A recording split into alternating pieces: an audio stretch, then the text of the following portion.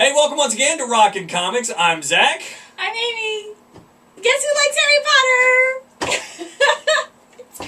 In case you can't tell, we're filming this edition of Rockin Comics the day that Harry Potter debuts, which means somebody, actually two somebodies, went to see midnight showings of Harry Potter last night. Holy cow! So instead of a normal format, we're going to skip ahead to Amy's awesome stuff, which I'm guessing is... Harry Potter! Ta-da!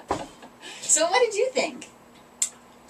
I told you that I thought that this was the movie I've kind of been waiting for in the series after the first, because I really liked the first one for what it was, very, fantastic and whatnot. This one, it did not let me down. Yeah. In any way, shape, or form. I really liked it. I thought it was, obviously it was going to be dark, but it was really dark. I thought they did a really good job of using no soundtrack at times to keep the mood bleak. And say what you want about that Daniel Radcliffe kid. Dude can act. I mean, he brought it. Okay, what do I want to say about Daniel Radcliffe? He's hot. You know what? I love Daniel Radcliffe. I really do. I think he was such a great pick. He turned into, I mean, you might have thought when you first saw him in the first one, like, it's just some cute kid. Nerdy glasses. little kid. Yeah. Yeah. He was fantastic. I think he is one of the better actors among the kids. Oh, absolutely. He's way better than the girl that they picked for Hermione, Emma Watson. Yes. You know, she has her moments too, but he is, for that role and for what he has to do, he's phenomenal. He's much more multi-dimensional than Emma Watson is. No offense to Emma Watson, she shines at times, and she does certain things really well, but there were several scenes in that movie that Daniel was by himself, basically. Yes. Carrying the emotional brunt of it and doing it really well. Oh, yeah. I can't say enough about... I mean, I gotta go see it again. I have to go see it again. It was really... There were things that I was like, I'm afraid they're going to do this, and I'm afraid they're not going to do this, and I was worried about how they were going to approach things. Because before I went and saw it, I went home and I got out my DVD and I watched the first part. Okay. And watching it back through, I was like, they're changing so much about this story. And I'd forgotten how much they were changing. Right. So I'm like, I don't know how this is going to pan out. I mean, obviously we know how it's going to end. Yes. They're not going to change how it's going to end. I hope not. But there were definitely things that I was like, this could be interesting. Overall, I think that they did a really good job. Even though they changed the story, it still felt true to Harry Potter. Right. And worked out well. I liked it. I cried a lot more than I thought I was going to cry. My mom went with me, and so she's like, I'm going to bring tissues. So she brings tissues. She's got like this stack like this big of tissues. Nice. So she's sitting there, and at one point, she goes, do you need tissues already? And I'm like, yeah. Because it gets very emotional towards the end. I think from a character standpoint, this is probably the best as far as drawing out, especially from Harry, obviously.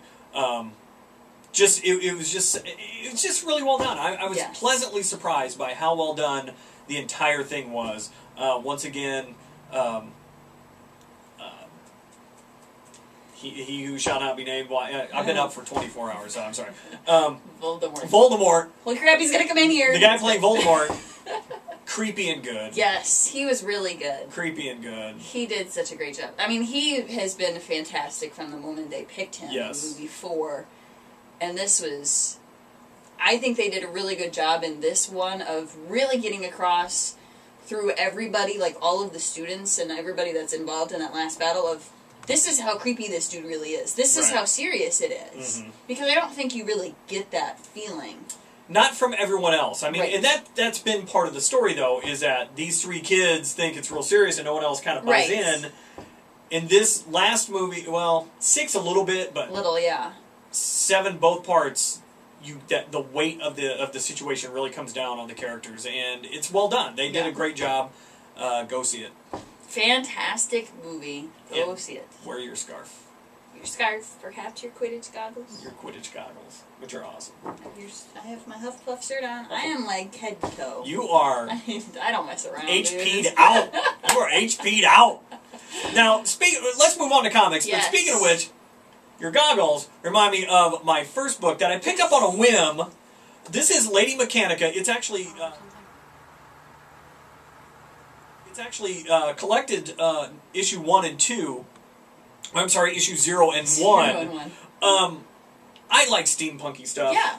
I'm a fan of steampunky stuff, and this I thought was really good. I was really happy. The art was really cool. Oh yeah. Love the art, love the action, and Lady Mechanica in a nutshell, she has a bit of a memory problem. She's part human, part mechanical, hence the name, Lady Mechanica, and that's basically the plot of both issues is trying to figure out what the heck's going on with her and why she is who she is and how she got that way. For me, a solid runner for Rockin Comic of the Week. Yeah, I really liked this. The art was just... I mean, as soon as I picked it up, I was like, ooh, steampunk. Exactly! And I thought, and it's kind of funny since we were talking about Harry Potter, because there's this weird little creature in the beginning that reminds me of, like, the house elf type of thing. A little bit. Or, like, Golem, a little bit. Yeah. So there's definitely this fantasy vein going on, like, from the get-go. And then you get very steampunky, but, yeah... I'm liking this. Yeah, it's really cool. I'm a big fan. This is now completely on my radar. I'd never seen it until this collected edition, and so glad I picked it up. I almost want to split my votes again, and it definitely deserves a title of Rockin' Comic of the Week in my book. So I'm going to go ahead and throw my vote that way. Okay. Just because I have a feeling I know that you have your Rockin' Comic of the Week is... Or did you decide? Are we both going for that one? Yeah, maybe we are going for that one. Now Fair that enough. I really think about it, yeah. Yeah, I think so. This is the Rockin' Comic. Lady Mechanica, Rockin' Comic of the Week. We're just like right out the gate with that one. Okay. I like it. Done. Didn't know we were doing that, but there you go. Real quick, going over, we had Fear Itself tie-in Alpha Flight number 2 of 6. We had Fear Itself tie-in Alpha Flight number 2 of 6. You found it confusing. I was confused. I thought it jumped all over the place. I was happy to see Puck come back. I like Puck, and he seems weird as hell right now. I don't know what's going on with Puck, but he was, I don't know, talking about coming back from hell. Literally whacked out. Yeah, so, all over the place. Not quite as good. Good though. I mean, it wasn't like a bad comic. No. I was just very confused. I don't think it carried the weight of issue 1 all the way through to issue 2, but in a 6-issue arc, they're trying to cram a lot in, so I could see where this one's a little jumbly. Art's good, action's good, doesn't quite make up to Rockin' Comic of the Week, but that's okay. It's still a good book. Pick it up. For me, next, a really close second for me was New Avengers Fear Itself tie-in. Second for me was New Avengers Fear Itself tie-in. I really liked this one too.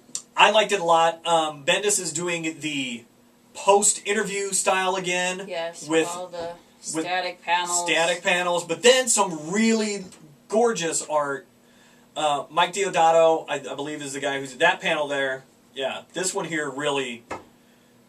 It's all these nice little silhouettes with just little hints of color. Really liked it. The story, you've got Mockingbird trying to figure out what the hell's going on with her because she just came back from the dead thanks to a super soldier serum and the Infinity, or I think it's called the Infinity Serum or whatever this stuff. Basically a combination of what made Cap Cap and what makes Nick Fury Nick Fury. Yes. So you got that being weird. And then you've got, what's her nuts, Miss Hand in there trying to convince him that she's not a traitor and Spider-Man's ready to quit. You got a lot of action. And you've got the giant Nazi robots fighting again in Washington, D.C. or in New York City. So...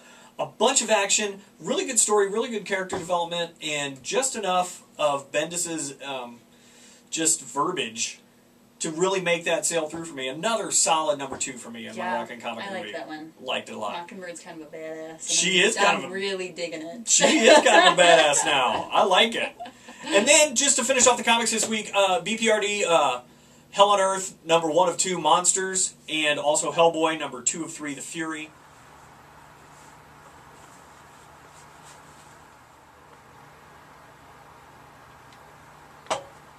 Man, I'm a fan of Mike Mignola, and if you're not reading Hellboy or BPRD, you really should, because the quality and consistency of these stories, front to back, top to bottom, every time, nothing but awesome. It's a little nichey, but one of the reasons I like Hellboy and the BPRD is the genres they touch on are so varied. You've got horror, you've got some sci-fi stuff, you've got ancient myth, you've got vampires and werewolves and talking pig guys. You've got all kinds of stuff. You got a dragon. You've got a dragon, for Pete's sake. Hellboy pounded it out with a dragon. So, always solid contenders from Dark Horse. Really like Hellboy and BPRD. So, hell, pick everything up this week. Good stuff. But from us, Rockin' Comic of the Week, Lady Mechanica. Very good. Yeah. Oh, man. I'm so happy. So happy. I'm still conscious. Haven't been to bed yet since seeing the movie. Still conscious. Great book. And you got goggles. I got goggles. Woohoo! I don't know what's not to like. I don't either. I gotta tell you, I'm feeling really good this morning. Did they have it? I think you got it. All right. I think that's it. That's it. We're gonna go. We're gonna go see Harry Potter again? Yeah, I think we are. Like now. I think we're gonna go. All right, well, we got plans, so until next time, I'm Zach. I'm Amy. See ya. Bye!